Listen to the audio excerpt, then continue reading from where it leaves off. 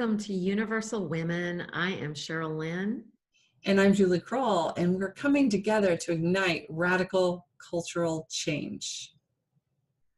And today our topic, we're going to talk about something that's really interesting. And it's... Wait, I just want to stop you and say, because I think this is really funny for our listeners and what have you, is I just want to say this, and then you can introduce the topic. We're still in the awkward stage. I just want to say that, and I'm going to leave it on camera, and I'm not going to make it a blooper, but we're like in this awkward stage of this new show. It's like, oh yeah. So I just felt that, and I just wanted to bring it out because it was kind of like this. And now I'm totally relaxed. Perfect. Now we can have a great show because now we're relaxed and it's all good. Oh my God, that was hilarious. Okay, I love that you're all relaxed now. Why don't you introduce our show, Sherryl? Well, we're going to talk about structure in the age of flow. So we're going to have a little structure and then the flow. Sometimes it looks like interrupting and saying, we're a little awkward still, right? I love that. But the reason this topic came up is, it's multifaceted, but for me, just the idea of structure, I would say more recently than ever, when I start thinking about structure, I'm like, the inner teenager comes out and I am just like, don't tell me what to do. Don't put me in a box.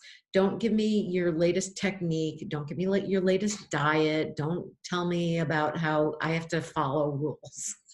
Really, like there's this part of me that is like, I'm fed up with that, So where does that come from? For me, it definitely comes from being a good girl, following the rules, doing what I'm supposed to do for so many years that I finally just went, stop. So it's a backlash a lot of times. And I think one of the things we wanted to talk about today, which is exciting, is that, yes, it's important to be in the flow and do what presents. But then, we live in a world that has time and it has, it has structure to it. And when we just are all over the place, it can feel very unsettling, first of all. But it also, I think we miss certain things when we think that we can live without any structure. Yeah. What do you think? Yeah, thanks. For me, I think that I've had that same no structure thing for a while now, like I don't even know if I can count how many years. And a lot of it came from the patriarchal structures not working anymore and me going, I don't want anything to do with this structure. And then tuning in and honoring the feminine in me, tuning in and honoring my intuition, and then creativity and flow. And then I literally teaching that, like I'm teaching people how to get into flow state. This is the evolution of consciousness. We're moving from 3D and this old. So I was so immersed in flow and that intuitive feminine model, right? We're talking about circles and, what we do is feminine. But a couple of things have happened to me recently. So I just want to presence this as we dig into this conversation. Two things. First, I was at a point more than a couple months ago. I've been at a point this for 9 months where my relationship with my body, my relationship with food was just like I was so done. Like I was telling my husband and friends 2 months ago, 3 months ago, 4 months ago, I don't even want to think about food. I don't want to think about how to eat. I don't want to think about what to eat. I don't want to think about the right way. I don't want to think, so I was into that place and I was paying attention, and this reflection came through that was so powerful for me, in that when I do a cleanse, I do a cleanse every year. So I do cleanses every year, at least once, maybe twice a year. When I have that plan and that structure, it's so easy for me.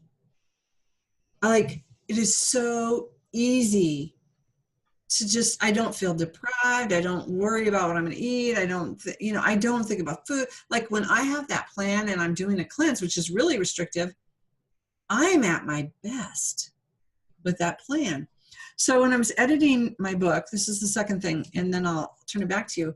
When I was editing my book, I came to this place in that my book is about the recovery from breaking my leg, but really it's about what we're doing on the planet right now.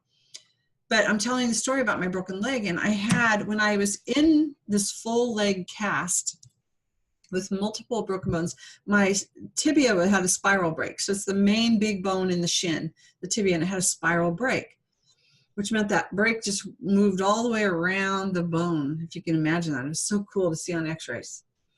So I would have this excruciating pain in my muscle in the calf. Like I would have this excruciating sharp pain, like a Charlie horse, and a little different, not but. So it's like I would have this pain, and I reported it to the doctor, and he said, oh yeah, muscles want strong bones to adhere to.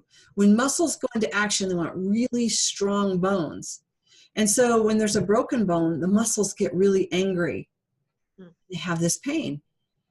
And that woke me up when I read it. Like I heard that 4 years ago. But when I read it this last month, I went, structure. Who wouldn't want strong structure when we move into action? It kind of like, it buoys us. It holds us up. It just creates this blueprint, template, roadmap. So I personally have moved out of a mindset, a closed mindset of anti-structure, because there were no structures that I really like, but to go, wow, what would my life really look like if I structured in what mattered now? I don't do that. I haven't done it with my calendar. And some people will say, yeah, stay in the flow, follow guidance, what's presenting, be in the moment. And what I notice when I do that is the list of things to do is huge and big and everything, and it's whatever's going to capture my mind, I will. This is what a lot of new age teachers have been teaching, follow what presents in the moment, here and now. But when I put structure to what I value and what matters, and as I move into action, then I have time. And I don't know, it just feels like more of an honoring of what's really important. And I need more structure in my life. It's time to implement that. This is so interesting because, even as you're talking, there's a part of me that's still like, yeah, but, and I do have structure in certain areas, and yet, I also was going through some stuff with my physical body where I was having inflammation and some autoimmune issues, and I had to perceptively take the structure out. Like I took some time off, and I realized I didn't know how not to be doing things. It was so funny because during these couple of months that I didn't see clients, and I didn't, I was very much less online, and I just was doing things for, bless you, I was just doing things for just anything that would support my physical body and my healing. And but so there was that, but then there was also, because I was working with this homeopath and another healer friend of mine, and a coworker, and there was structure to that part though. Like I was on a particular eating regime to see if some of the issues that I was having were food allergies, and so I went on an eating regime, which I understand, when I had that structure, I didn't have to think about it. It was like, no, I'm just eating what's in this box, because it actually did work and it made me feel better to eat that way. Mm-hmm. And so I learned something from following that structure. Or some other things were, you know, even though um, I really was doing whatever my body told me to do that day, meditation became a really important thing again in my life. I've had other, you know, I had a very strict meditation practice, daily meditation practice for years. And then all of a sudden I was like, this isn't working for me. I have to mix it up and do something differently. And so I didn't have that structure. But during that time that I took off, I started doing that again and having that daily 15 minutes every day, no matter what, I would meditate. And that having that, as you say, you know, something that was foundationally important to me, laying that foundation to have that structure in place allowed me then to flow with each day and do what presented and tune into my body more. So even though when you talk about it, I'm like, you know, there's also this part of me that sees that, you know, there is value in it. And as we're talking about on the show about how to create radical change in the world, you know, it's not about going willy-nilly and just, you know, randomly taking action here and there. Yeah, sure. If you're strongly called to do something and it's an impulse that feels right, go for it. But I think it's also really important to plan, to have a vision for what you're doing, and even write down what your vision is, and help that guide you and put the structure around it. So, you know, I totally get it, but I just have to acknowledge that it's also like, do we have to talk about this? That's probably my 12-year-old, no, probably 13-year-old. Well, you know, the other part that's funny is, thank you, I love to laugh. I think that's funny, is when I structure play and fun in, I'm better off. But if we didn't structure our call and say, Sherryl, let's meet next Thursday, we wouldn't be doing the show either.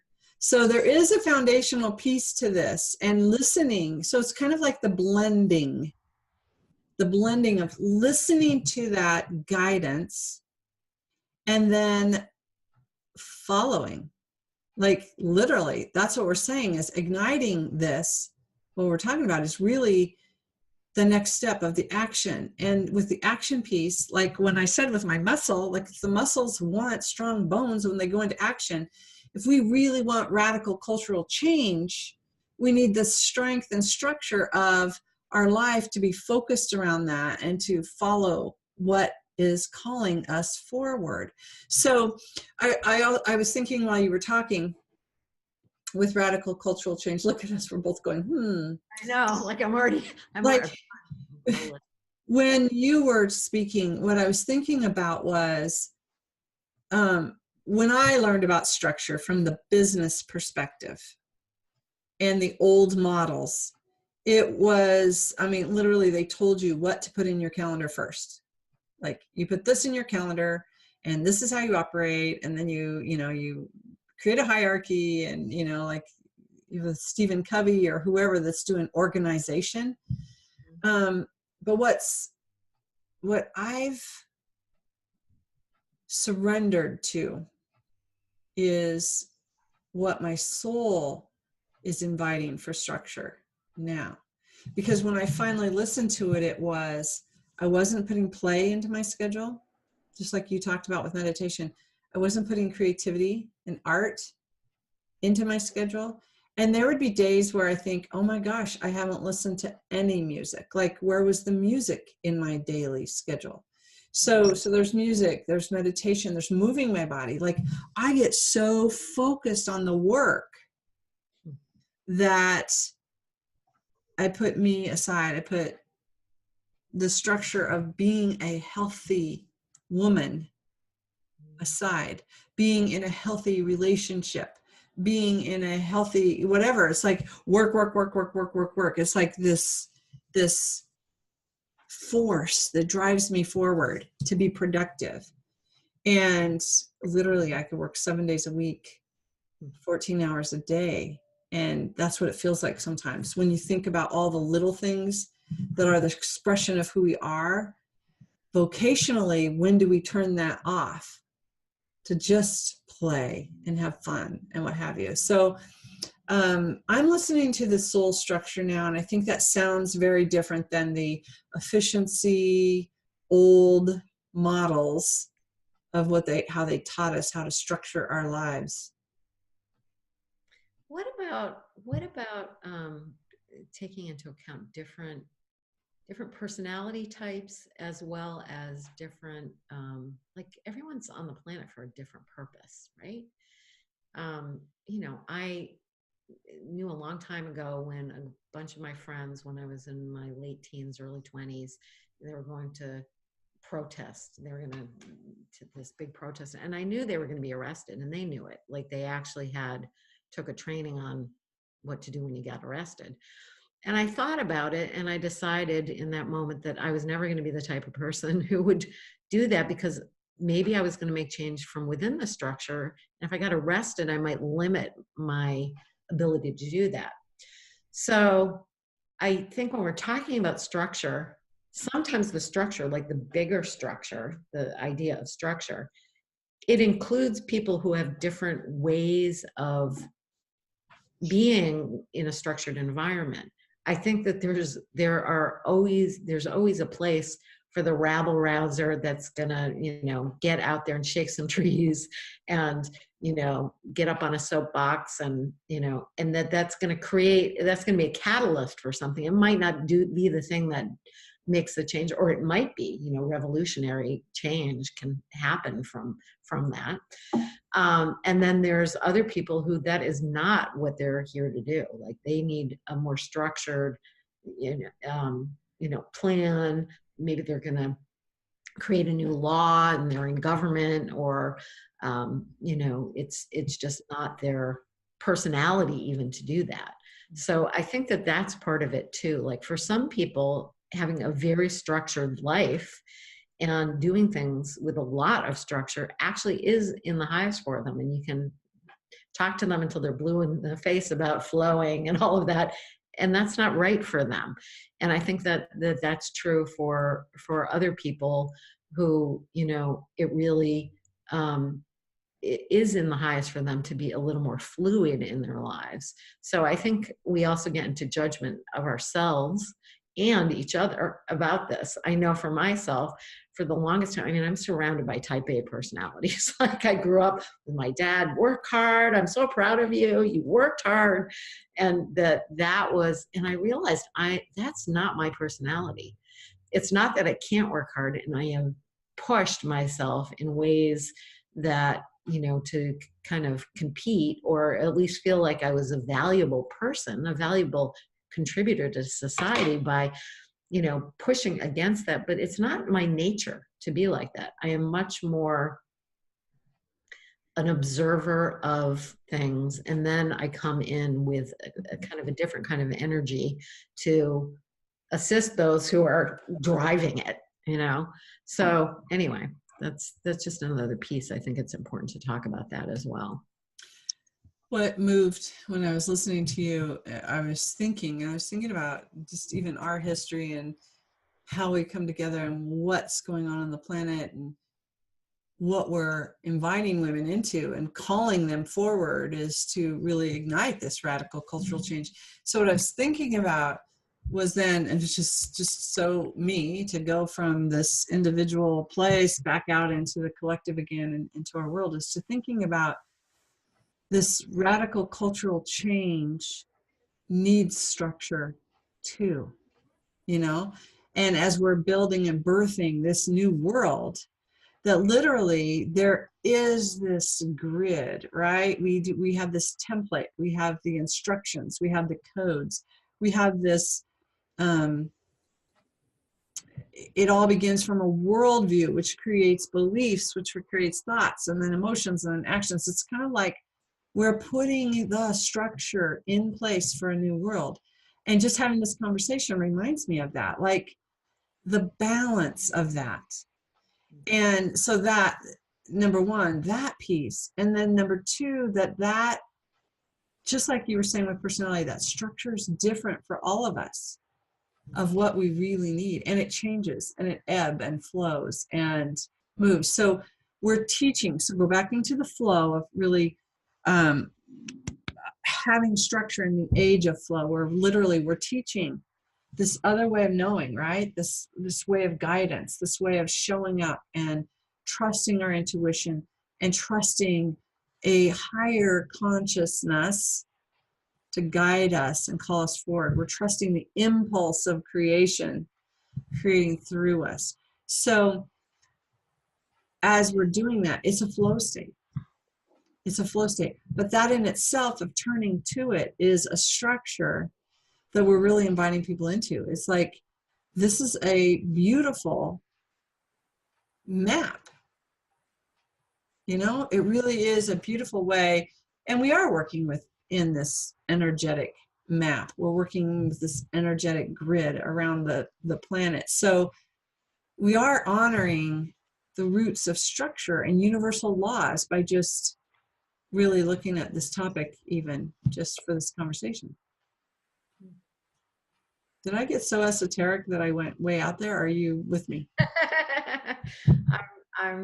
I'm trying to see how because when you started talking about the grid, I started, or I see it like as a matrix out in around the planet that we're all connected to. And yeah, I mean, there's structure in everything. Like every particle on the planet has a structure within it, right? So it's not like we're getting, even when we tell ourselves that, oh, I'm just flowing and I'm not gonna have any rules or any, like, no, your body has a system. It's doing it even with you, whether you want it to or not, it's doing it. We have structures within our world. And so how do we because the structures that, we talk a lot about, especially in the new agey community, we talk a lot about the structures falling apart so that something new can be created.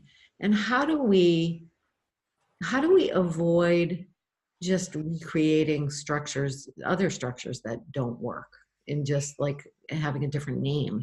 You know what I mean?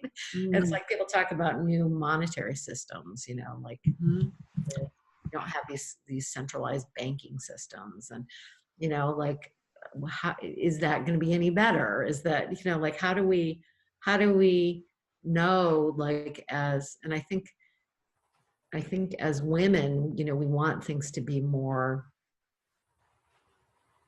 supportive. I would say that seems to be a feminine principle of supporting us in our existence here on the planet.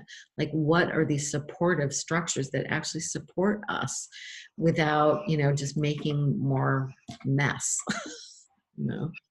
I really want to answer that. Good. I think this is an important topic, and it's the foundational piece. This is the structure of why to have structure. So this whole question is that, like, literally going back into, yes, systems and structures are breaking down. Why? Because they were built in the consciousness of separation. They were built from humanity believing that we're separate from one another. We're separate from the earth. We're separate from a creative source. And here you and I are talking about going back into the flow, right? Back into our all things connected, back into our whole. So the new systems and structures that are coming forward are honoring that heart center. They're honoring the truth that we don't have consciousness, we are consciousness. The truth of science now demonstrating what spiritual wisdom and spiritual traditions and mystical experiences have been saying for millennium is that the new structures that we really need to focus on emerging are built from the place of understanding that we are all connected, that we're all a part of the same. Even I was thinking about when you were talking about structure and flow, it's like particle and wave, like, oh, there's the building blocks of the universe according to quantum physics. And then, like my friend Jude Curvan says, we don't have consciousness, we are consciousness. So when we see ourselves as that, the structures that we call forward and begin working on support us in this new way of being, this new way of thinking. So they're not structures that are built on competition. They're not structures that are built on scarcity. We don't have enough, so I'm going to grow mine over here and hopefully I'll put you out of business because there's not enough for both of us. It really is a feminine model, a heart-centered model that says there's enough for all of us. Let's begin to share. There's enough for all of us. We can get along. We can change our governance system because we can sit in circle and get along. There's a lot of, even the economic system is that I'm only healthy when I'm feeding you, you know? So when we think about that, it is radical change. That is radical change in everything. How do we educate each other? How do we heal? How to, you know, all of that. It's radical change in that we're looking at really there's no entitlement. When we look at some people are entitled to more than others, it's gone. No. It's honoring an equity that I don't think we have to say equality, but it's in that everyone matters. Every individual on this planet matters and is a part of the greater whole. So I'm going to say the whole prescription for creating the new structures that don't, until our consciousness evolves to another level again, but we're at the place on the planet where we've evolved our consciousness and now our forms and structures need to match it. So I'm going to say that the one, and we're going to have another show on this, or 2 or 3 or 4, I know, because as soon as I say this, you're going to go, oh yeah, Julie, I want to have the show, is that when we build them for the good of the whole, when we build structures that support us to live for the good of the whole, we're on the right path. Yeah, I think, you know, one of the things that I started feeling a while ago was, and I started asking myself this question before I was going to open my mouth to say something, is like, is what I'm about to say going to bring me closer to love? Is it gonna amplify love, or is it gonna detract from love? And when we actually see everything through the eyes of love and not from some airy fairy, you know, it really is like seeing our own life, like valuing our own life and valuing each other, and being kind to ourselves and our planet and all the beings that live on the planet, whether even non-humans, you know, then we can't make decisions that are harmful to us, because we actually are consciously connecting to what is good for all of us, you know. But it's really about coming from that place of a loving heart. And seeing, you know, I was talking to someone the other day about judgment, being judgmental, and you know, something I've definitely struggled with, and I think, you know, it's pretty common. And you know, this person, we were talking about gossiping, and I said, you know, it doesn't. First of all, it just doesn't feel good when you're gossiping about someone. It might feel good initially, and then it's like, they're not here to defend themselves. I don't really know, because I'm not them. Like, I don't really know who they really are. And when we kind of see the other, even those on the planet that are doing these obviously, you know, harmful things to other people, or just totally unconscious, if we can even see those people and bring them into the fold of our conscious creativity, like, well, there has to be a place for them as well. It's like, but with the idea that you have to behave because we're all agreeing that we're going to behave and we're going to be kind to each other. And you don't have to agree with each other, but there is a civility that that we as a society want to embrace. And when we come from that place, then it changes that individual feeling of like, well, there's not enough for me, like I have to take care of my own family. I can't worry about someone starving in Africa, or starving in Asia. It's like I have to take care of my own family right here, so. Sherryl, I think we just did it again. I think we just said the same thing in our own individual, very different ways. Like we just said the same thing in very different ways. How cool is that? I love that. Do you care if I bring this to closure with a little attunement here? Yeah, no. I'm inspired. So let's just do this. We'll just close our show with taking a few deep breaths and closing our eyes. Because what was the visual I was seeing is so powerful. Imagining us as individual cells within the collective whole, the whole of humanity, of our human body on the planet as one interconnected system. So our topic that we've been using into is structure in the age of flow. And I want us to imagine just the physical body. That pick a cell within the body. What job are you working on? Are you a heart that's a part of circulation? Are you a vocal cord that's part of communicating? Are you the brain or the central nervous system that's keeping things in executive order? Are you a liver that's cleaning up after others? So think about being a cell within the human body. And then the structure is, as we breathe into that individual cell, we as individual cells, when we do our job and do it well in service of the greater whole. So I'm just going to say I'm a heart cell in this moment.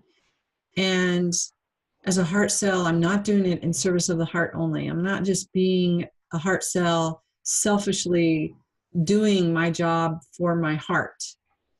I'm really doing the job for the whole body.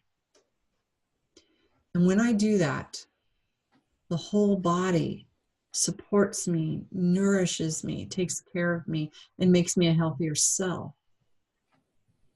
So there's the structure, that when I have that structure, that fundamental structure in my life, then I get to just do my job in that place of flow, in that moment-to-moment way of opening myself to the greater flow of the universe and moving with that flow.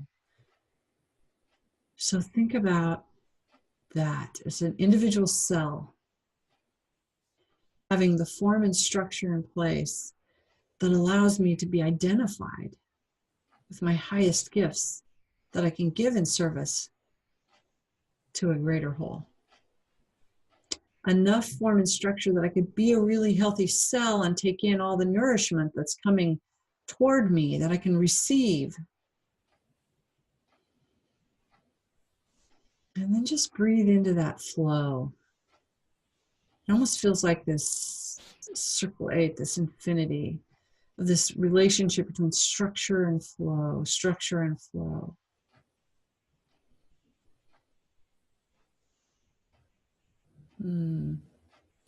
With that, I'm going to bring us out of this place and this deep appreciation of structure and flow.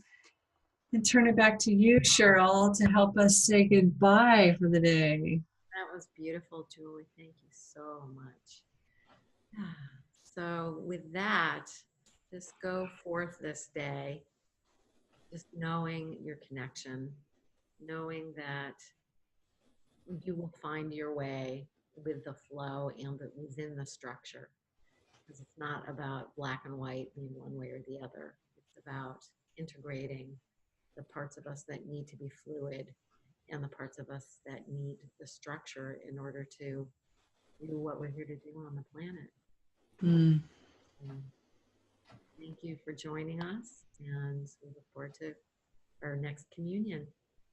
Sounds good. And remember, leave your comments below. Let us know what you're thinking, feeling. any suggestions, topics, and we love you, love you, love you. Mwah! Right? Bye for now.